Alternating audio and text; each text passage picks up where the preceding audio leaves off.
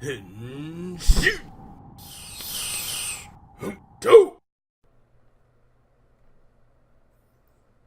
guys, welcome to this episode of the Go Mango Toku Cast. I'm your host, Frozen Stratos. Here with me today we have the Cinder Blaze and Makotoa. Guys, this is what Toku Week has been building up to. We are at episode 1 of Kamen Rider Build, and we are about to give you our thoughts on episode 1 itself. Boys, what did you think about this episode? Actually, you know what? First off, I will admit that I was wrong, Michael. She does have powers. Yeah, yes. Are you happy? I'm happy. Okay. I'm overwhelmingly. I don't actually care that much. Yeah, it sounds like you're very sleepy. Okay, now let's get into it. Yeah. What did you guys think? My excitement for this show is building. Let me say that. Shut the hell up, okay. You've used that way too many times. How many? Yeah. But then again, I don't see any other way you could have phrased that, so I'll let it pass. Thank you. I already did, but you know. I mean, like, I feel like for me, there's more good than there is bad. Actually, there really isn't that much bad in terms of story pacing and characters. Mm-hmm. For me, it's just like an aesthetic. I wouldn't say it's like a big issue. It's just when it shows up, it's like in your face. Oh, I mean, it's the physics motif. I get you. They're really, oh my goodness. They're really leaning in on that for the special effects, and I cannot stress how weird it is for them to be leaning in on physics when it is tokusatsu, the property that actively spits in the face of physics. Okay, that's fine. I love everything else. Don't get me wrong. It's just it's kind of annoying. If it's not clear by now what he's talking about, we're talking about like the actual writing in the air that shows up when he's henching. That's what he means. It happens like in X-Aid stuff. Oh, this is a positive for X-Aid. This is weird. Stuff appeared like all those boxes would appear and fly out because it's part of the game. Mm-hmm.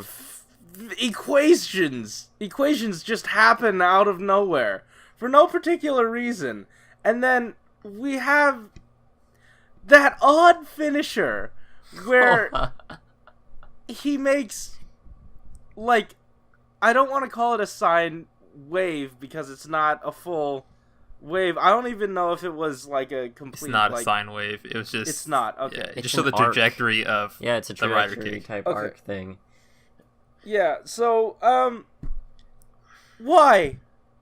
What? Why? Yeah, personally, I feel like it wasn't like that, like invasive. Like when he first henshins and like all the formulas are flying around.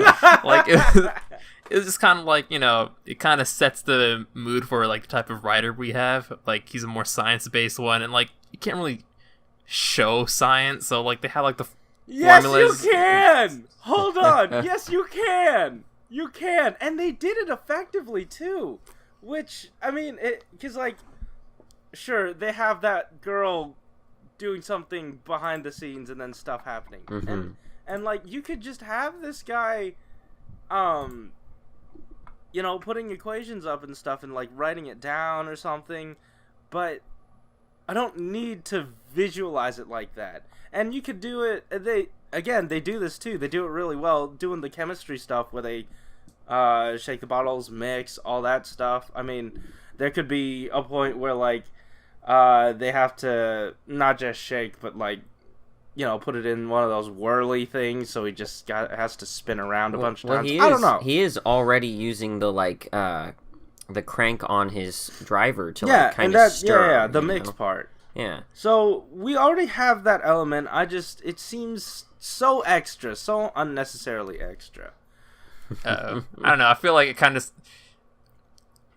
added in the first henshin, at least. It's just like that extra like flair. I mean, it's not the best at like. No, I mean it's just white solid text moving around. Yeah, but it didn't actually like it didn't hinder the henshin, in my opinion. Like, it did, like, stall it out at the beginning, but, like, once we had the actual henshin, it didn't really, intervene there. But when it happened in the rider kick, then it kind of got in the way. That bothered me a lot. Yeah, because I can see where Alex is coming from, because with the henshin, it reminds me a little bit of kind of what they do to visualize music attacks, like Do Re Mi, and even back in Kamen Rider Ghost when he had what was it, Beethoven or something, and there were like sound notes flying around and crap. Like that was right. No. That was a thing that it's like, okay, you're trying to visualize a certain thing, all right. But that's different. It's different. Yeah, it's because like it doesn't serve any sort of purpose in terms of, like, it's not an attack, it's not a henshin piece, like, it's not a necessary part of the henshin. The henshin is amazing. It builds up this model kit thing and then slams them together. It's not necessary for that. Like, I don't need that visual to move us into. It's not necessary, but it's still like a same type of visual representation, but what are you getting? Right? What are you getting across with it? I feel like it was really good for like the pacing of the henshin, in my opinion, because like it needed like a slight, a little bit more build up to it, and that kind of did. Shit. Welcome to our level. Yeah, and it did kind of like give that, because like all those formulas just like flying towards him, and like the enemy looking at it, it's you're kind of like wondering what he's gonna do. Like, it did add that like slight thing in there, so I feel like it did kind of make the henshin, I don't know. I'm not going to try and defend I will agree to disagree, kick, because we are harping on this a lot. Yeah. I won't try and defend the kick thing though, because that I don't agree with that either. That was too slow for that like incline. Yeah, it's like it's visual clutter in a sense, because like I don't need to see that damn line when he's doing the rider kick, and that honestly doesn't even look that good. It did not. Yeah. Nope. So that was that. Do you guys have any other issues on the special effects? No, actually everything pretty solid. Yeah. Pretty solid. Actually, the most solid that I've seen it.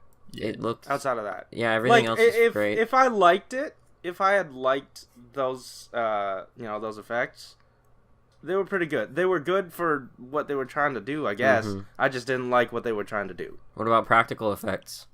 Practical effects were a lot of fun. Minus the Pandora's box, which looked like plastic, but I do want to jump to non-practical, because the bike fight at the end, the lead up to getting there was really hokey. But once we got there, it was like the most fun I had the whole episode.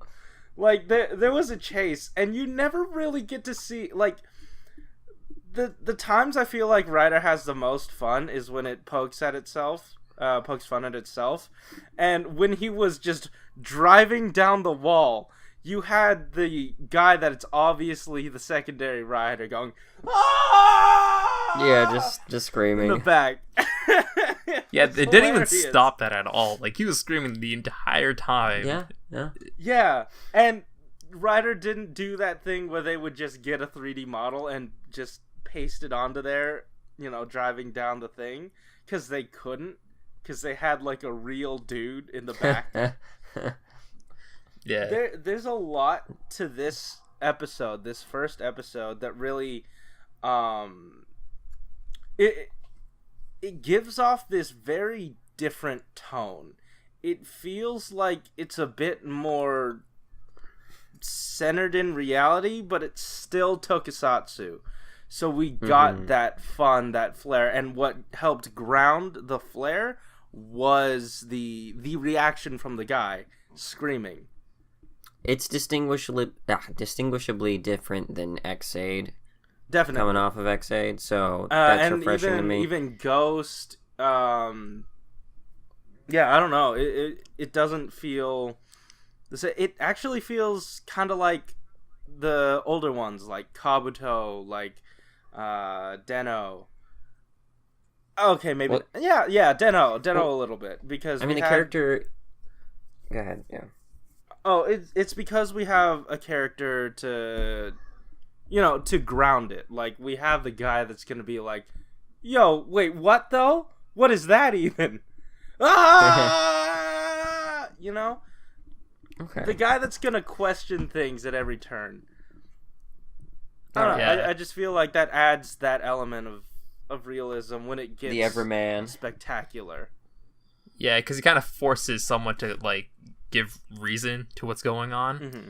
And speaking of characters, I feel like this first episode, in contrast like the other Kamen Rider series, it didn't really show much of like the plot. Yeah. Like it did hint at it, but it didn't like take over the entire episode. Like we didn't delve into the Pandora's box for the entire dang thing, or into like an evil organization, or even like the villains, the quote villains, the Smash villains. That wasn't So touched on like much. Ganon and Bowser and the hand. Yeah, Bill just kind of like took care of like a side character, just like a random Smash, and then he just got on with himself. No, not just a random Smash. His next new form. Oh yeah. Okay. So each of the villains, I guess, for the not foreseeable, but like at least the first chunk is gonna make up a lot of his new forms. I like that idea. That makes the one-offs seem a little bit more important. Yeah, and I like that. Also, I like our protagonist.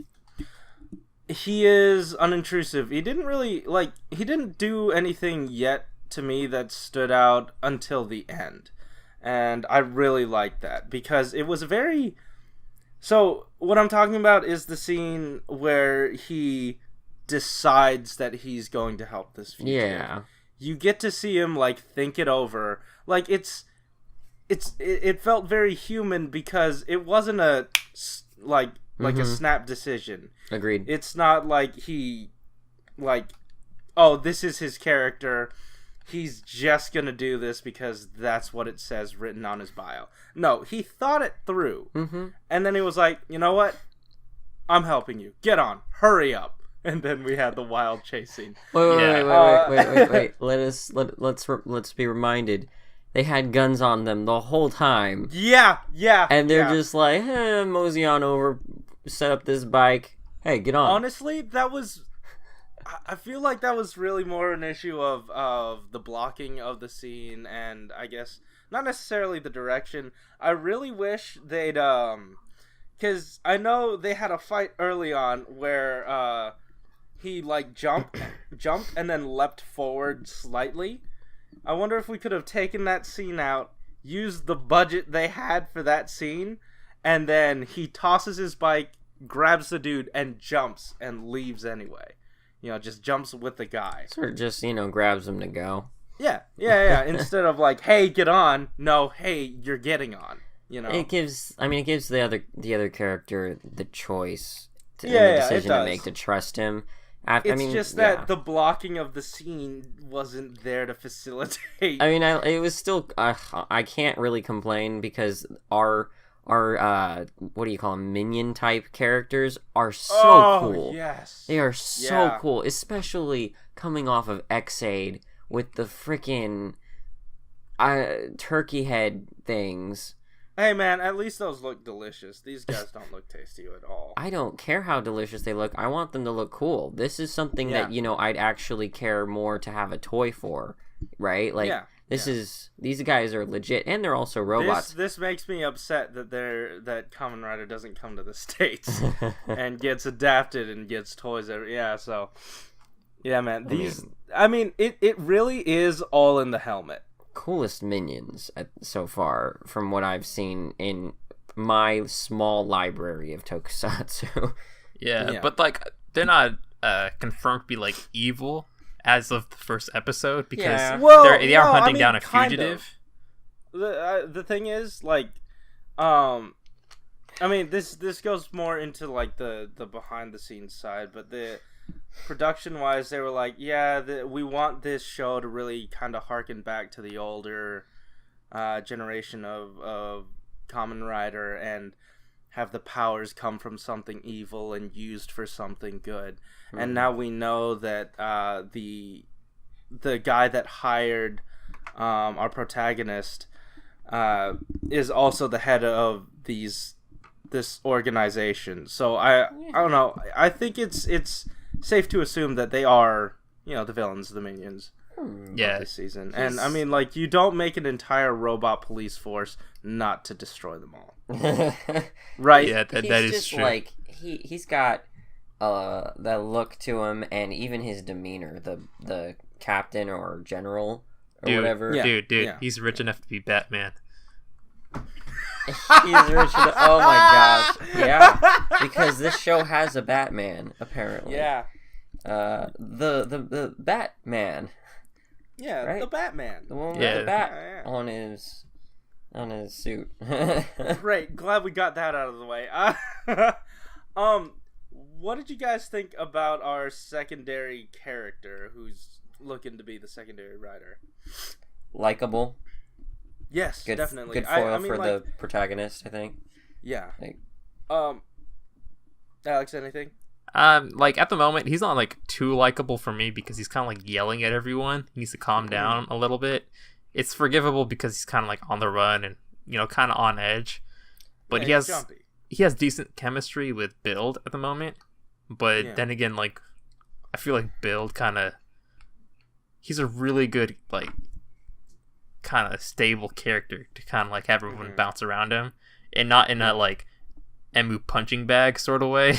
oh my goodness. Everyone just wants to kill him or something. Like, yeah, he's like by himself at the moment. He doesn't really have much going for him. He does have like that mysterious past.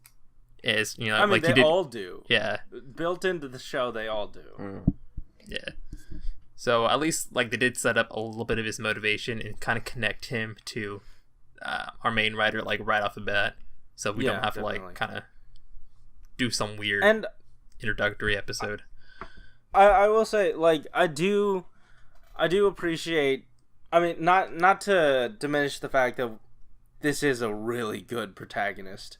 Because honestly, I feel like he's the best in Skyrim so far. Like, if I were to compare the first episodes of Gaim and Build in terms of characterization, I feel like I like this character.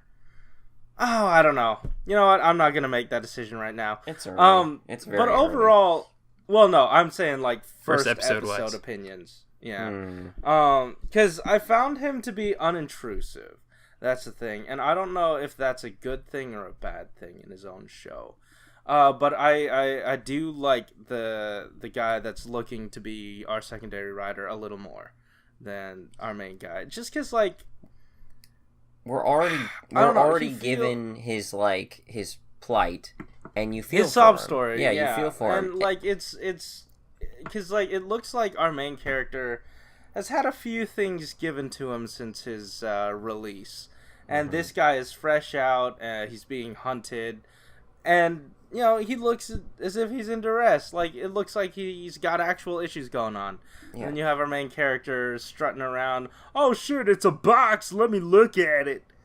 Hey, but he has to deal with the rent, and that's a kind of relatable problem. I wanted to mention fair. that. I wanted to mention that I like that he is imperfect in that area, at least, because he needs to be what do you call it?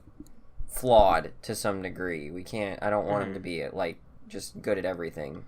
Well, I mean, like, that's why I liked the scene where he was thinking about saving him so much, is because, like, even if we do get a character that doesn't technically have flaws, I mean, like, flaws that aren't used as comic relief, I do want to see a character try to make a decision. And become the person that, like, either not necessarily doesn't grow, but doesn't change the way he processes things.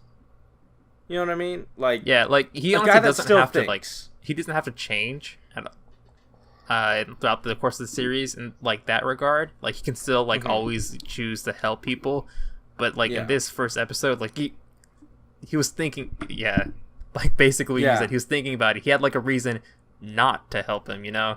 He was kind of like evaluating like the risks. Is like, you know, this probably isn't my best, you know, decision, but it's the one I have to go with because, you know, he probably has like a strong sense of justice like all the other Kamen Riders. Okay. Yeah. Oh, I also did want to touch on, I do really appreciate that we're basically starting in the middle of this character's story. Just because, like, right off the bat, he already has his powers. He doesn't, like, discover them. He isn't granted them. And you know what? We don't need the story just yet. Yeah, that gets us off moving in a nice pace. Yeah, and, like, it's that thing of, I think there's not that hard rule, but, like, start 10 minutes, end 10 minutes before and start 10 minutes, no. So, just start where the action is, and then end where the action, I don't know, is about to ramp up, I guess.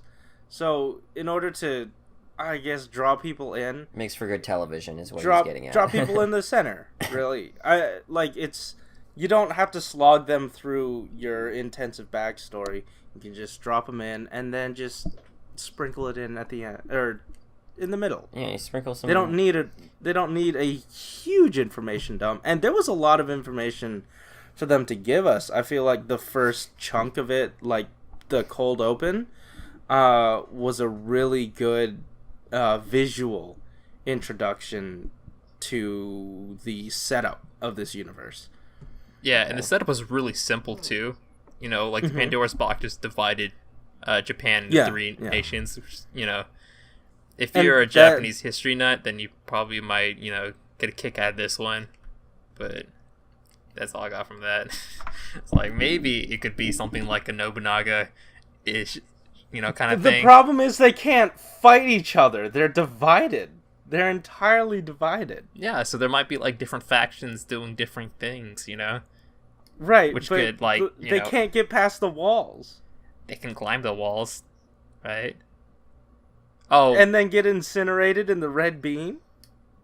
Oh yeah, like those minion characters, because we saw that happen.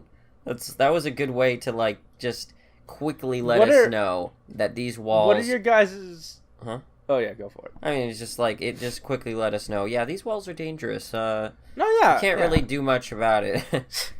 See, like it was a thing of show don't tell. They never told us that it was dangerous to touch the red things, but they showed us. Mm-hmm. So we know. I mean, that looked pretty dangerous to begin with. No, yeah, it did. But like, we didn't get that confirmation. We didn't know it was a laser field type thing. Yeah. You could assume, but you didn't know. Yeah. So, what are our early crackpot theories about what Pandora's box actually is? Because I kind of have one, and I want to see how this theory evolves throughout the show. It's Helheim, but with aliens. Jesus. Just like in Ghost, where I forgot the name, but that place was just Helheim, but with ghosts. Oh. Actually, that wasn't even like Helheim. It was some abomination. I'm sorry, Helheim. I don't really have a theory going right now. I'm just okay. See, because like my thinking is like. Now again, I said this is crackpot theory. So the Martians, right? Good way to start a sentence.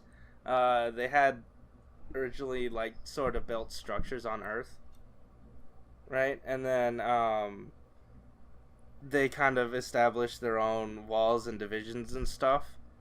But then for whatever reason they had to leave Earth, or maybe they didn't want it there and they kept the key on Mars.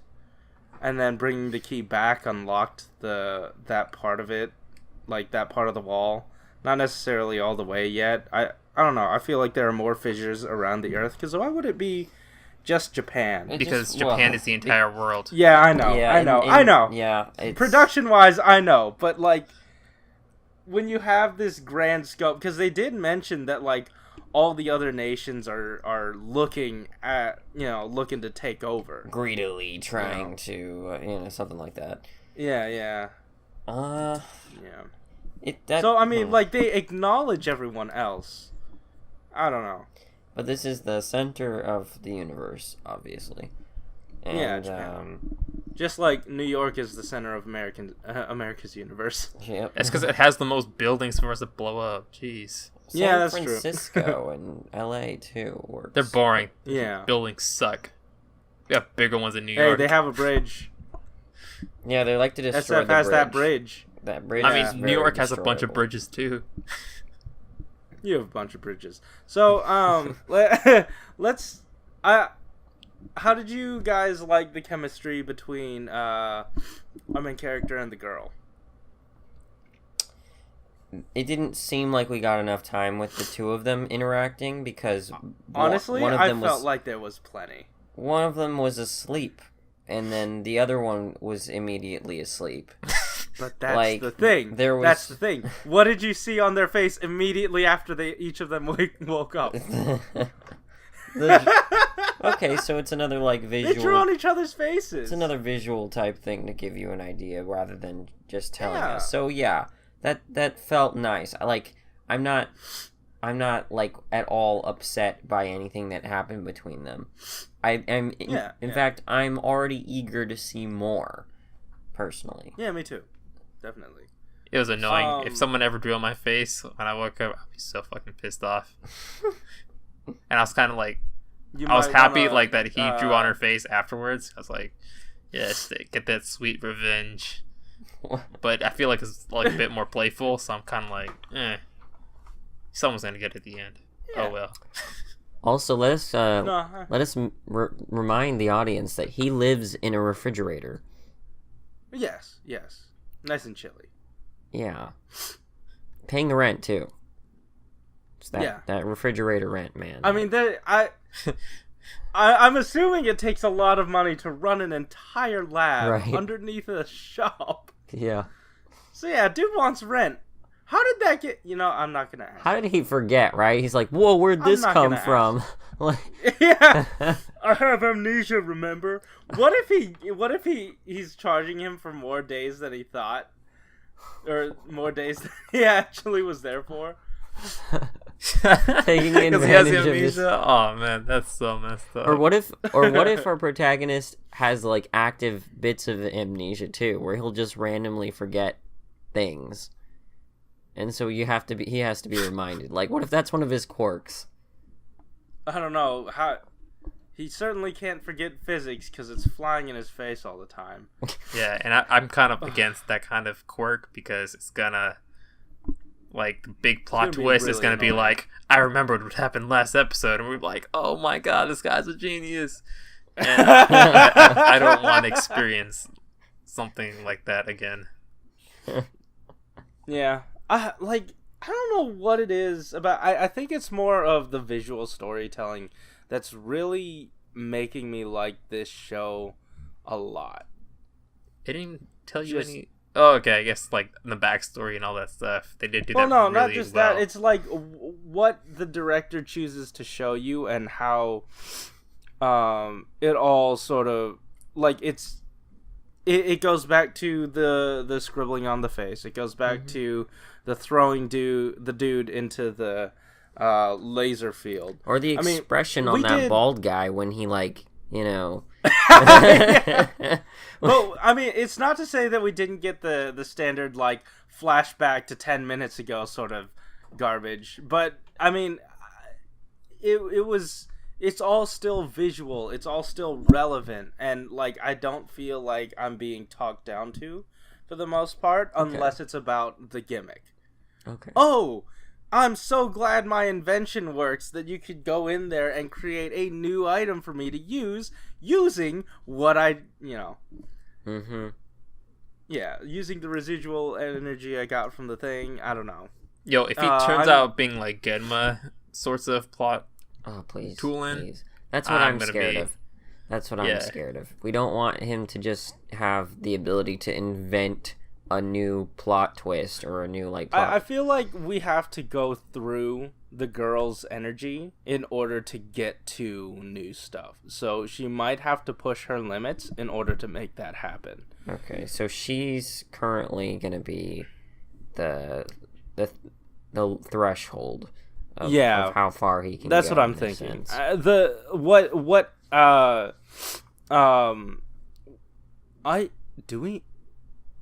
I don't remember the main character's name. I've just been referring to him as the protagonist. I don't remember it either. Build. Right, yeah.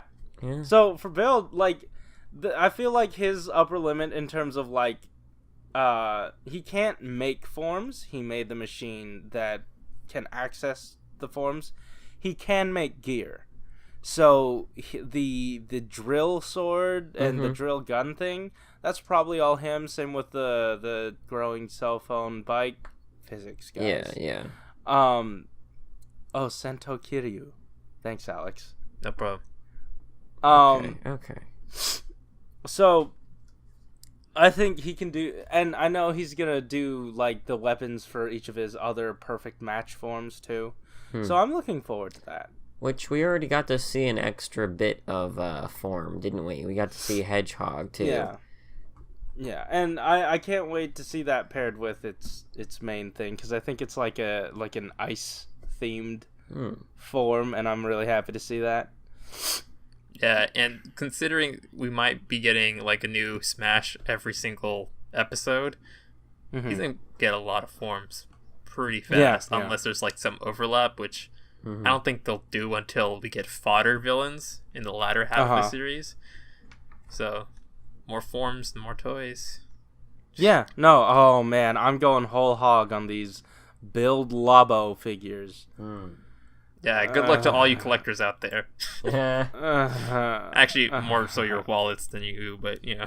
Yeah, it's gonna be rough. If only Anyways, if only the figures could like just kind of like, you know, come apart at those angles and just you just can like twist the things off. Wait, boys, they can.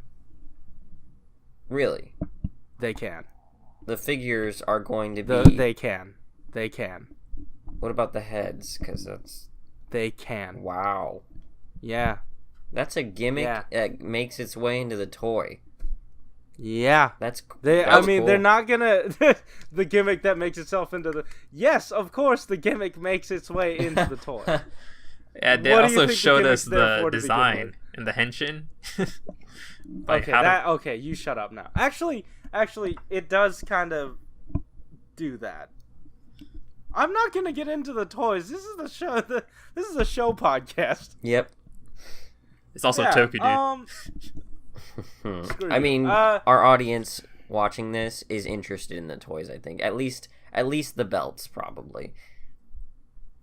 Yes. Well, okay. I'm not doing belt stuff. That's too much. I'm not chasing that. But what I am chasing are the candy toy figures that are reflection of the 6-inch figures, and they can snap together in that way. That's cool. The candy toy figures, the 3 3/4-inch candy toy figures, can separate. They come in order to get one figure, you have to buy 2 packs. It comes with an articulated half and then a stand half on the other side, so that you could just display it that way if you only bought one. But if you buy the 2, you can put those 2 halves together and then get the full figure, and then you can put the 2 other halves of the static pieces and so it's nice. That's impressive. I like it. It is impressive. Wow. Yes. Guys, do you have anything left to say about this first episode of Build? We didn't really talk much about the reporter chick who... Well, that's because she barely showed up. I did think that she was very unintrusive, though, and if anyone's gonna be played for laughs, the jokes that were given to her were fine. Yeah. Alex, anything else? I'm good. It's a good episode. Yeah. Okay. Yeah. Definitely. Cool. Honestly, final thoughts for me. This if this episode is any indication of what we are going to be looking forward to, I'm already 100% on board. Had a lot of fun with this episode, and I thought it was just a lot of fun to even dissect and watch. Just get rid of the math, get rid of all of that crap in the way. Hey, we just got rid of Vexate, dude. Cut him some slack. All right, that's fair. That's fair. All right. Yeah. All right. Anyways, guys, that just about does it. This is not, however, the end of Toku Week, because we are still going to be bringing you our review of Q Ranger coming out either today or tomorrow. So look forward to that.